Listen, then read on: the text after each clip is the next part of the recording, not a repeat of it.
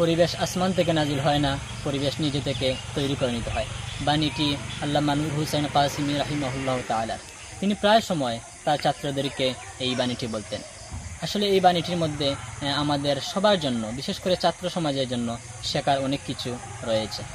মানুষের জীবন কিনা সীমাবদ্ধ না, বরং তাকে বিভিন্ন জায়গায় যেতে হয়, বিভিন্ন জায়গায় ছড়িয়ে পড়তে হয়। বিশেষ করে ঘরে বসে থেকে বাড়িতে অবস্থান করে ইলম অর্জন করা কোনোভাবেই সম্ভব না। ইলম অর্জনের জন্য তাকে অন্য কোনো প্রতিষ্ঠানে, দূরের প্রতিষ্ঠানে যেতেই হয়।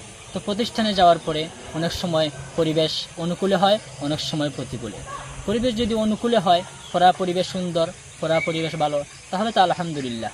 কিন্তু পরিবেশ যদি প্রতিকূল হয়, পড়ার পরিবেশ না, ছাত্ররা কি করে, অনেক সময় পায়চারি করে বিভিন্ন জায়গায় ঘুরতে যায়, তেমন একটা লেখাপড়া করে না, তখন আপনি এই পরিস্থিতিতে কি করবেন? আপনি কি তাদের সাথে গা ভাসিয়ে দিবেন, হাঁটাচলা করবেন? না, বরং আপনি আপনার নিজে থেকে একটি পরিবেশ তৈরি করে নেবেন। আসলে পরিবেশ তৈরি করা ছাড়া পরিবেশ আসমান থেকে নাজিল হয় না। সুতরাং ছাত্রদের প্রতি উপদেশ হলো, পরিবেশ তৈরি করার জন্য সর্বাত্মক চেষ্টা করবেন এবং লেখাপড়ায় মনোযোগী হবেন। আসসালামু আলাইকুম ওয়া রাহমাতুল্লাহ।